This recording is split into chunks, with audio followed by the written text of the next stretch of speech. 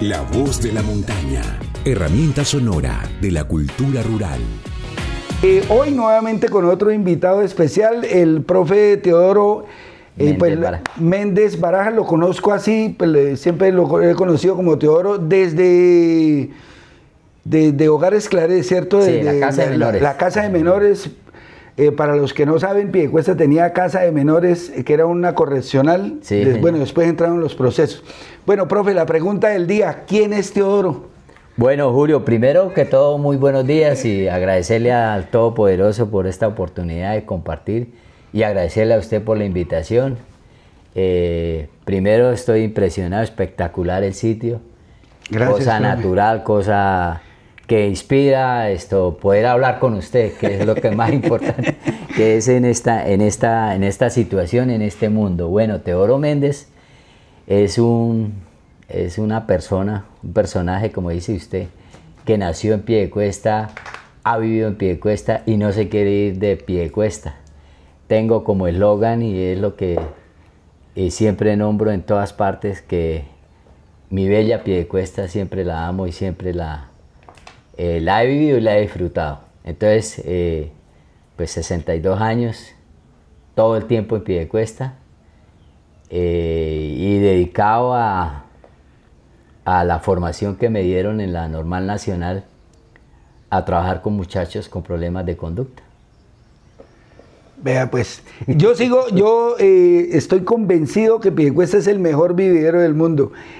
Cuando uno tiene la oportunidad de salir y encontrarse con las grandes metrópolis, las grandes ciudades, y uno extraña la arepita, el caldo, extraña el calor familiar, extraña los amigos y lo más bonito, extraña la calidad de personas que viven en Piedecuesta. Entonces uno quiere volver. Entonces salen oportunidades de quedarse uno por allá, pero uno no deja este lugar por nada. Yo estoy convencido que, si Dios me lo permite, aquí terminaré mis últimos días, como muchos de los que nacieron en Piedecuesta.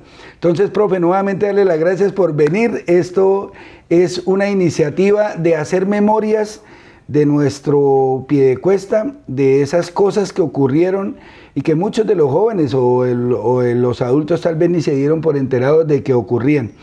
Entonces, profe, una pregunta obligada. Estamos tratando de velar el secreto de por qué a los que son piedecuestanos les dicen garroteros. Bueno, eso es un emblema y una herencia que nos dejaron los abuelos, lo que yo tengo entendido. Pero aparte de eso, antes que se me olvide, hay otra frase y otra particularidad de Piedecuesta que ya se la voy a decir después de esta respuesta. Nos dicen las personas, incluso yo le preguntaba a mi papá, a mi mamá, incluso a mi abuela, que por qué nos decían garroteros. Entonces ellos dicen que era que en tiempos anteriores la puerta se trancaba con una talanquera, donde había unas armellas y colocaban la tranca de la puerta, un palo considerable y fuerte para que no se entraran, o sea, para proteger la puerta. La seguridad de la casa. Entonces, pero que cuando habían problemas en la calle, o sea, problemas de pelea, salían con esa talanquera, ese palo, y se defendían, o sea, peleaban con eso. Entonces, ese era el garrote prácticamente. Entonces, ahí dice que nace esa historia. Incluso algunos dicen que por ahí alrededor de la casa de mercado una persona murió a consecuencia de los garrotazos que le dieron. Entonces, de ahí sale la frase de que somos garroteros, o sea, que un pueblo garrotero. Pero la otra historia que también me llamó a mí la atención y que siempre me ha impresionado, resulta que nosotros alrededor del año 90, cuando yo trabajaba en la Casa de Menores, llevamos dos buses con muchachos de la Casa de Menores y Escuela de Trabajo a una excursión en Santa Marta. ¿Quién lo creyera? Llevamos 60 muchachos de infractores de la ley, arriesgados para poder hacer una actividad de esas, porque pues lo que él dice, son privados de la libertad. Privados de la libertad con todas las, digamos, delitos que habían cometido, y junto a Salvador Prada los llevamos a la costa. Pero sorpresa de nosotros, por eso es que el Piedecuesta nunca se olvida. Cuando estábamos ingresando a las entradas de Santa Marta, el bus paró y entonces antes de nosotros llevábamos 2 buses detrás Piedecuesta y antes de nosotros había otro bus varado, ¿sí? Y la gente empujando y entonces toda la gente, mire, ese debe ser de Piedecuesta porque tiene arranque piedecuestano. Entonces, esa era la historia que se conoce y en todas partes.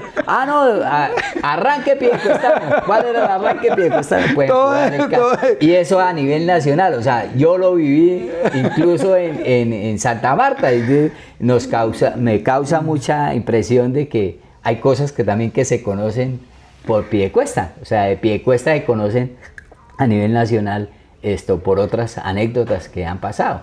Entonces, eso sí no lo pude yo averiguar. O sea, ¿por qué le decían arranque piedecuestano? Debe ser por la flota cagajón que había en Piedecuesta y que todos esos carros,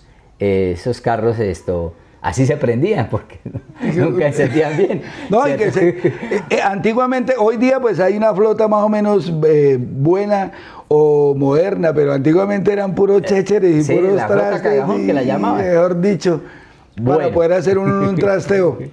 No, profe, qué bonito poder recordar, bueno, todas esas anécdotas. Y hay algo que siempre que viene alguien de visita, por ejemplo, ahorita con la excusa de lo del Festival de Cuenteros que vamos a hacer del 22 al 26 de abril, siempre traemos invitados de otros lugares del departamento, de otros lugares de Colombia y de otros lugares del mundo, a que conozcan Piedecuesta y que nos ayuden a inundar y a llenar a Piedecuesta de historia. Y lo primero que se bajan, cuando uno los lleva al parque y le preguntan a uno, ¿y por qué tiene 2 iglesias?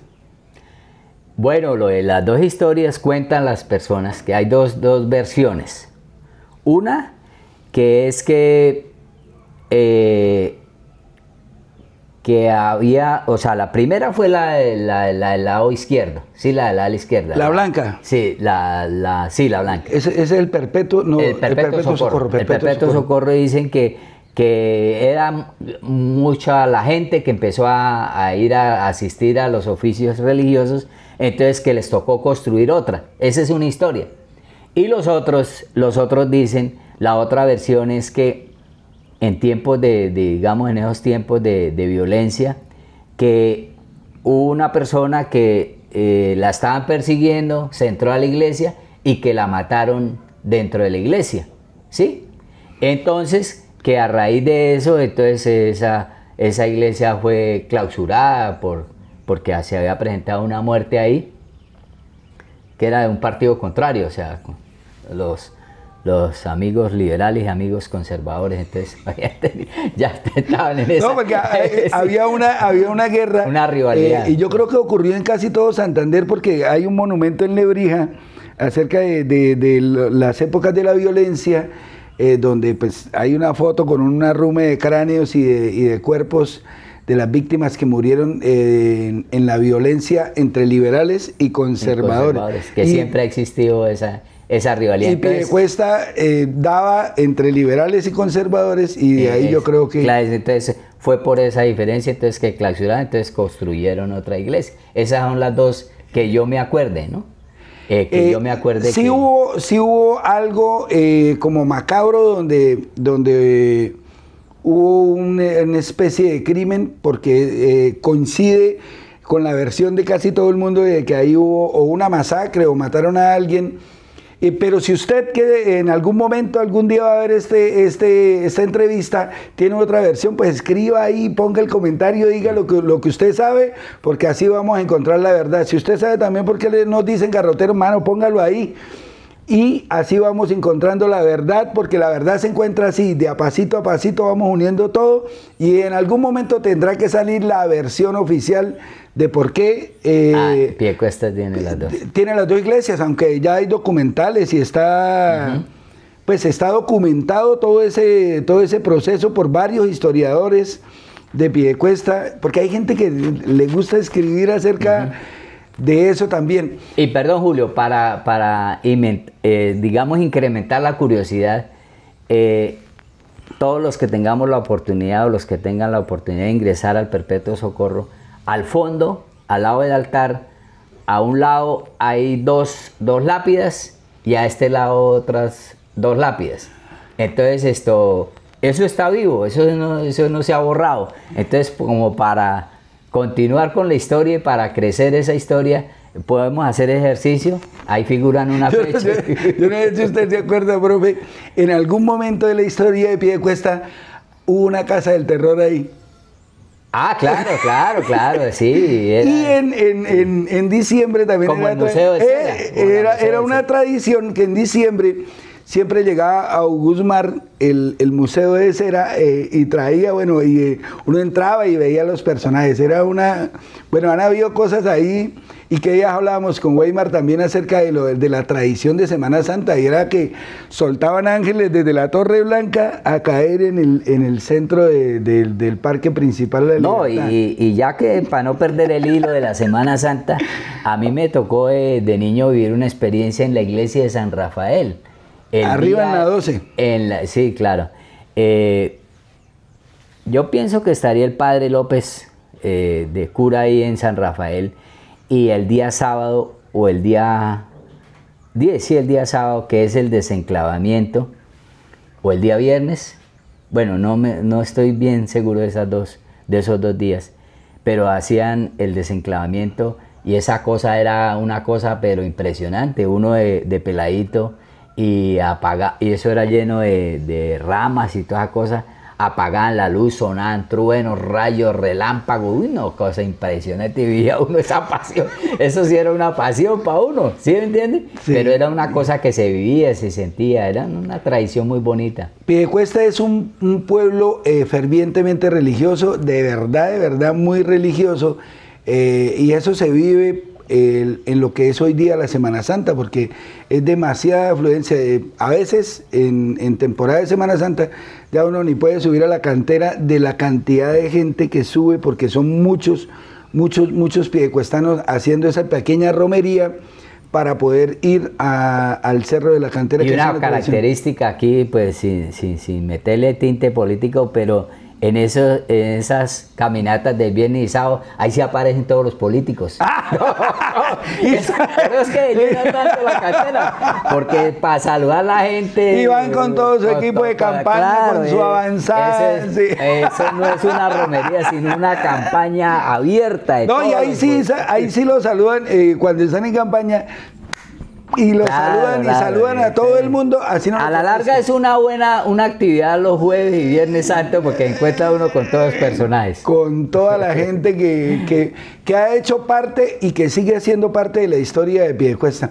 Profe, y hablando de esa historia y de esas cosas que uno vivió en Piedecuesta, yo no sé si usted se acuerde de esos, pues les dicen los bobos o los locos del pueblo, pero yo sigo insistiendo que no son bobos ni locos, sino que son los personajes de Piedecuesta. ¿De cuáles se acuerda? No, digamos en la niñez varios. Me acuerdo de personajes por ese estilo de Tarzán, de Muerto Parado, de Ñoño, bueno, todos esos personajes. Profe, dentro de lo que usted conoce, dentro de lo que usted sabe, ¿por qué a Muerto Parado le decían Muerto Parado? Pues en sí, o sea, la razón, o sea, hay varias versiones. Unos dicen que era porque vivía en el cementerio, en el anfiteatro. En el anfiteatro. Y que olía muy a feo, ¿sí? Que nunca se cambiaba y todo eso.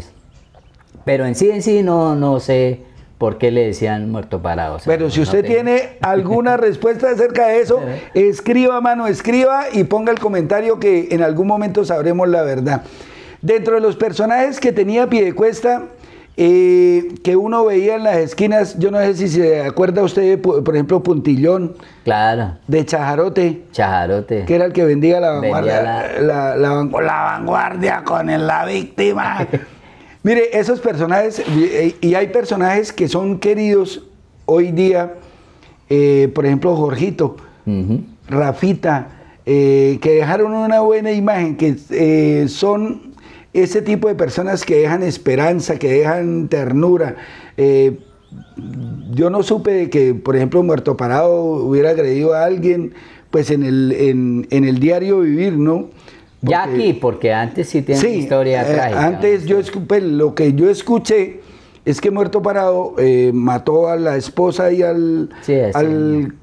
pues la esposa tenía mozo, entonces los mató a los dos y desde ese día quedó andariego ahí en el pueblo. Él fue y creo que pagó su crimen y quedó... Sí, pero ya digamos en el quehacer o en el diario vivir de Piedecuesta, ellos nunca presentaron así una agresión, o sea, que fuera en contra de la ciudadanía, ¿no? No, y habían locos o personajes para todos los gustos, porque era que había muchísimo. Hoy día el único que está ahí dentro del inventario es Dieguito.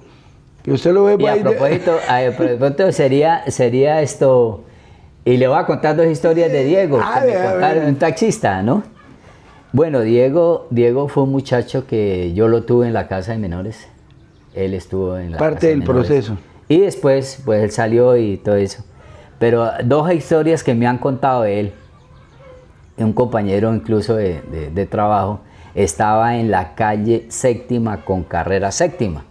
Ahí, bueno, ahí en la inmobiliaria, en la esquina. Estaba medio tomadito con otro amigo. Y pasó Diego y entonces les dice que una moneda. ¿La vacuna? Entonces ellos le dicen, el amigo mío le dice, no, mano, entonces no, nosotros no tenemos. Entonces Diego lleva unas monedas y si no tienen, entonces tome. Les dio buena plata y ellos cuentan con esa historia, ¿no? La otra que recién me contaron fue hace como 8 días que yo cogí un colectivo de Bucaramanga y entonces el taxista empezó a hablar de los personajes de Piedecuesta que hay en el momento, ¿no? Y llegamos al tema de Diego y entonces me dice, venga, le cuento lo que pasó con él. Entonces, ¿qué le pasó ahora con Diego? Que estaban en el parque, ¿sí me entiendes? Jugando naipe ahí, un grupito de 3, 4 señores que se han jugado. Que aquí en Piedecuesta es una tradición. Ellos colocan digamos, el montoncito de monedas a un lado y estaban en una jugada discutida, ¿no? Y él estaba mirando y como estaban discutiendo que sí, que había acuse, que no había acuse, bueno, toda cosa, cogió las monedas y dijo, perdieron todos. Y se llevó. Entonces, trae historias que es bueno recordarlas porque son vivencias actuales, o sea, sí, sin necesidad de ir a la historia, sino están ya vigentes ahí. Profe, ¿se acuerda dónde quedaba el museo de Piedecuesta? El museo, pues, el museo ahí en la iglesia, el Perpetuo Socorro. No, bueno, yo me acuerdo de mi infancia, había un museo ahí diagonal donde hoy queda la cerrajería, de la esquina de Los Varados baja una cuadra, y ahí... Pues sí tengo así, pero no tengo muy claro. Lo que sí, y otro recuerdo que sí tengo muy claro es, por ejemplo, los circos, los primeros circos que llegaban. Yo tendría en esa época 7, 8 años. Estamos hablando del año 70, 71. Y los circos llegaban a donde es el barrio La Feria, o sea, donde queda donde era el matadero. Ahí había un lote y ahí se establecían unos circos y esa era la sensación de Piedecuesta, ir uno al circo. Sí, cosa que nunca se le va a olvidar a uno. Esa experiencia. Piedecuesta tenía la visita de los circos, pero también en el Coliseo de Ferias había una tradición, bueno, ahí se hacía la exposición del ganado, como lo hacen en las ferias de ganado, pero habían corridas de toro, sí se alcanzó a... Claro. E incluso con la corrida de toros, me cuentan alguien, no lo he podido verificar, pero no sé si sea historia o sea ficción, pero de todas maneras es una historia que salió. Que en esa feria de Piedecuesta invitaron a Noel Petro. A Noel Petro, sí. Al burro mocho. Al burro mocho. Pero entonces la sensación de él era que llegaba en helicóptero o avioneta, no sé cuál es la historia. Entonces, ¿cuál era lo que me cuentan a mí? O sea, esa historia no sé si sea real o sea verídica. Me gustaría que las personas que... Si alguien lo está viendo y llegó a escuchar la misma, háblelo. Nos compruebe eso, si eso fue cierto. Entonces la sensación era que Noel Petro se lanzara en paracaídas y cayera al parque principal de Piedecuesta, donde era la actuación o la caseta o yo no sé qué cosa. Y efectivamente apareció y todo el mundo que apareció la avioneta, que ahí viene Noel Petro, qué tal y que no sé qué. Y el loco bueno, abrió la compuerta, se lanza él y él dice que no cayó en eso, cayó en Cañales prácticamente en la hacienda de Figueroa. Sí. Ya fueron a sacarlo entre el Cañal y toda la cosa. Esa es una historia que a mí me contó también un taxista. No sé si eso sea verídico. Pues si es cierto, pues que no la compartan. Por favor, ayúdenos. Si o nos ratifiquen esa cosa. Si usted vivió esa época y sabe algo de eso, por favor ayúdenos. Yo no sé si también usted se acuerde, profe, de otro personaje. Yo crecí viendo, por favor, ahí en la grada, en la gloria. Yo crecí viendo al superhéroe de que yo tenía de niño y era de Piedecuesta el superhéroe. Yo no sé si se acuerda del señor este de las motos. ¿Se acuerda que vivía ahí en la 2000? Ay, ve, ahora se me olvidó. ¿Salomón? Salomón. Piedecuesta tenía una pequeña pista de motocross. Ahí donde acaba el Chorro del Obispo, sí. Claro, Salomón es un personaje de Piedecuesta que... Ese era el héroe de mi infancia. Yo iba a ver correr y yo decía, uy, qué bacano, porque no había pues demasiado espectáculo acá en Piedecuesta, pero sí crecí viendo a ese héroe. ¿Tuvo algún héroe en su infancia, profe? Pues héroes muchos en Piedecuesta. Por ejemplo, a mí me gustaba mucho el fútbol. Yo venía del campo y pues uno ver jugar a Russo, ver jugar a Zurdo, ver a jugar a Ludwig, ¿cierto? Entonces a Califa ya después. Ya hoy retirado. Pero era una sensación. Y ya en el tiempo entonces uno era pues la admiración de ver esas personas jugando en la municipal. Era un espectáculo ver esas personas jugar fútbol. Y pues esos eran los héroes de ese momento, ¿no? Sí. Y ya después pues uno ver a... Incluso los de mi época, ver uno a jugar a Raúl Barón, jugar a Elías Correa, ver a esas personas a Óscar Upegui, o sea, personajes que de una manera u otra inspiraban a los niños a que practicaran el fútbol.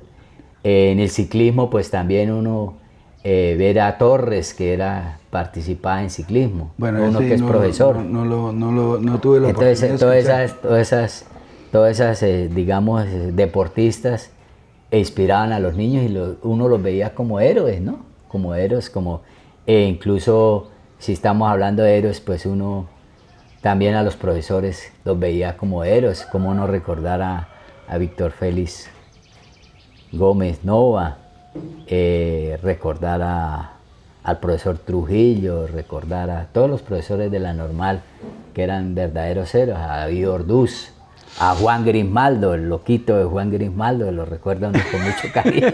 ¿Se entiende? A Lirio Pava, que dicha sea de paso, pues lo sancionaba uno ahí dándole con un anillo en la cabeza. O sea, pues no es que sea muy placentero recordar eso, pero esa es la historia de que... Pero fue parte de lo que Alfonso ocurrió. Castro, bueno, todos los profesores que uno tuvo en la infancia, ¿no? Profe, la esquina de los Varados, la esquina del Bollo, ¿dónde queda? Bueno, eso quedaba en la calle Octava, entre carrera octava y novena, precisamente, ahí quedaba, pues era una calle que no estaba pavimentada ni nada así, entonces ahí pues entenderá, el nombre lo dice, que se hace ahí. Sí, esa era una calle como ahí tradicional ahí de Piedecuesta. Entonces Piedecuesta uno daba la vueltica, pero esa era como la más central. Piedecuesta ha evolucionado muchísimo y va creciendo, que hace que teníamos 120.000 habitantes, ahorita son como 200 y pico. Sí, más o menos. Como 220, 240.000 habitantes, eso hace que muchas situaciones se vayan perdiendo. Y algo que tengo en mi memoria desde pequeño es que uno vivía en lugares pues que no eran tan centrales, y donde uno vivía, uno siempre escuchaba de historias o de cosas. No sé si usted tuvo la oportunidad de saber de La Llorona o de escuchar a La Llorona. Bueno, de esa historia, o sea, yo la que tengo clara es la luz del Limonal, que apareció una luz por allá donde queda ahorita la sede de la Universidad de Santo Tomás. Esa es como la historia que ¿sí me entiende? Que usted escuchó, recuerda, pero nunca escuchó La Llorona, ni supo de alguien que escuchó La Llorona, o nunca... Pues nunca le presté atención y nunca digamos, ha hecho referencia a esa historia. Eso ocurre con muchas de las cosas. A medida que va creciendo la ciudad, en espacios más reducidos, ya no hay tiempo de que pues usted iba caminando a las 12 de la noche y lo asustaban, y pasaban cosas que eran paranormales. Y pienso yo que es igual que si usted deja de creer en las brujas, pues dejan de existir, pero que las hay, las hay. Las hay. Mire, con relación a eso, y una cosa parecida me contaba mi padre, que él tenían alrededor de La Vega una finca, o sea, donde vivía con mi papá señor. Entonces él le tocaba, a la edad de los 13, 14 años, le tocaba bajar la leche, ¿cierto? A una dulcería que había en Piedecuesta. Entonces le tocaba bajar la leche en mulas, en unas cantinas. Y pasó, digamos, por ahí por el lado de las Amarillas, pasando el paso era por el río, ¿sí? Le tocaba atravesar el río. Y apenas pasó el río, aparte vio un personaje que venía a caballo, ¿sí? Venía detrás del caballo, eso cuenta mi papá, yo creo que eso no es mentira. No, que iban a tener tiempo para ponerse a inventar. A poner con unas de esas. Entonces venía detrás y él, pues en primera instancia le hizo un poquito extraño, pero sí. Y cuando se volteó hizo el recorrido, y como a los 100 metros, 80 metros, como que salió como una especie de nube así rojiza, una nube rojiza, y desapareció. Entonces dice, él me estaba persiguiendo el otro, el maluco, y llegó, así como llegó aquí, de una vez descargó la leche, y otra vez se regresó, no le quedó más que hacer. Entonces son historias que, bueno, sí, no sé si psicosis o mentales, pero que no, pero tuvo que haber ocurrido algo, porque no se pone uno a decir que le pasó si no le pasó. Y otras historias que cuentan es de los famosos entierros y eso, incluso sí, personas muy cercanas han vivido eso, de que aparece, por ejemplo, una luz, y entonces van y buscan y han desenterrado. ¿Dónde aparece la luz? Donde aparece la luz, y entonces llevan buscametales y toda esa cosa, y han encontrado, digamos, guardados, o tunjos, como llaman. Yo no sé si usted alcanzó a escuchar de una historia, yo crecí con esa historia, que en la cantera, todas las Semanas Santas, bajaba un indio a ofrecerle al cura que dejara inundar a Piedecuesta, y el cura siempre le daba unos tabacos y le daba panela, y el indio se devolvía. No sé si es así, eso fue lo que yo escuché.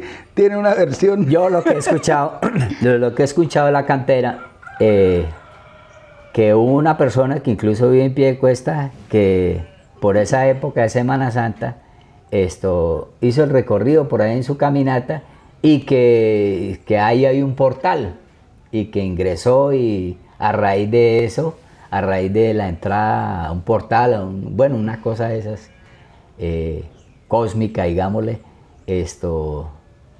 tuvo una fortuna y ahora tiene plática a raíz de eso. Ese es el comentario que se vive en Piedecuesta, pero es una historia, ¿no? Si usted tiene información acerca de eso, o conoce a ese señor, la puede contar o la puede contar. Ah, bueno, podemos invitarlo también a que echarse venga, una pasadita por allá a ver si de pronto le abre esa puerta. Y sí, ¿quién quita? Entonces, dejar de jugar lotería ese día e irse uno para la cantera a ver si logramos encontrar ese portal abierto. Sí, esa es la historia que se vive. Profe Teodoro, muchísimas gracias por acompañarnos. De verdad, para mí es muy gratificante que hoy esté aquí. Primero, para que conozca lo que hacemos aquí desde esta vereda. Segundo, para que venga y nos comparta esos momentos bacanos de su memoria, de su infancia, de sus vivencias. Aquí en este pequeño programa que van a ser Memorias de Piedecuesta. Entonces, nada, profe, muchísimas gracias. Muy amable, Julio, y de verdad es una invitación a todas las personas que repliquemos esto, porque esto es muy importante.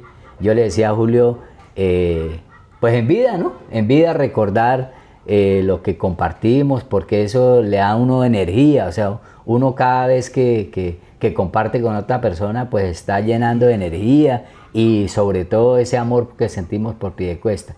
Yo le comentaba a Julio también que yo he intentado hacer unas tertulias con memorias de Piedecuesta. Tenemos pendiente una y ya con usted, Julio, vamos a proponernos a hacer una cosa más grande. Y se puede hacer, que se pueda hacer un directo con 2 o 3 cámaras, para que podamos recoger esa tertulia. Exactamente. Si lo hace el presidente, sí, claro, lo hace el presidente. Entonces, con el Congreso. Y sobre todo resaltar la labor suya que está haciendo aquí con los niños, recuperando, porque el cuento esto es muy, muy importante, o sea, aprender a que los niños vivan esa experiencia de la aventura, de la lectura, es demasiado importante. La anécdota que nos faltó conocer, echémosla de una es por ejemplo, lo que tendríamos que hacer nosotros para leer unas revisticas que salían en ese tiempo, que se llama Arandú, Tarzán, Calimán, toda esa cosa. Entonces yo voy a contar mi historia, porque siempre le he contado. Resulta que nosotros en la casa me mandaban a mí a la casa de mercado, nosotros vivíamos en el Parque Uribe. Entonces mi mamá me mandaba a hacer mercado. Entonces, ¿yo qué hacía? Pues yo tenía ya una persona que me vendía la yuca. Nosotros comprábamos 3, 4 libras de yuca. Entonces, por decir algo, que la yuca, la libra costaba 10 centavos. Entonces yo ya tenía el conocimiento y me la dejaba a 8 centavos. ¿Sí? Te quedaba de ganancia ese mercado. Entonces, pero ¿con qué fin era? Con ese fin de que esa plática que me quedaba, correr ahí para la calle Novena, entre Quinta y Sexta, que era el alquiler de las revistas. Y ahí me sentaba y me tocaba leer rápido porque no me podía demorar tampoco. Entonces llevaba mis 20 centavos o los 10 centavos que valía el alquiler de la revista, y a leerme la revista que me faltaba, porque cada 8 días salía una revista nueva. Entonces la revista nueva, o sea, la nueva edición, valía un poquito más, ¿sí? Pero si no me alcanzaba para eso, pues leía uno otras. Había Arandú, El Llanero Solitario. El Memín fue más después. Más después, sí. Antes era Arandú, era Tarzán, Calimán, El Llanero Solitario, bueno. Águila Solitaria. Águila Solitaria. Entonces, esa es la anécdota yo pienso que todo el mundo se tuvo que haber leído una historieta de esas. Entonces, ahí nace, por ejemplo, la afición uno por la lectura, y practica uno la lectura y la imaginación y la creación. La creación que... ¿Alcanzó a escuchar radionovelas? Claro, eso a las 6 de la tarde Arandú no se podía perder. Y a la 1 de la tarde Camilo el Valiente. Era una cosa impresionante. Entonces agradecerle, Julio, que recuperemos todo eso, y sobre todo trabajar por los niños, la infancia, crear eso, espacios que usted tiene espectacular, de convocar a los niños para que para que construyamos historia. Ahí vamos haciendo, poniendo un pequeño granito de arena. No es que esto sea lo último, ni pretendamos ser lo máximo, no. Esto es un pequeño granito de arena, un aporte pequeño a lo que va a ser la transformación del sector rural en cuanto a la cultura, porque si a estos niños o a estas comunidades solo se les permite un asadón, pues se van a volver buenos tirando asadón, pero si se les permite un balón, un pincel o otro tipo de actividades, pues van a descubrir que van a ser talentosos y que van a ser muy buenos en otras actividades. Entonces eso es lo que tratamos de hacer acá, abrir la mente para que los chicos descubran cuál es su talento, cuál es su pasión y que hayan opciones para el tiempo libre para los niños de la vereda. Muy amable, Julio. Gracias, profe. Que Dios nos proteja. Amén. La voz de la montaña, herramienta sonora de la cultura rural.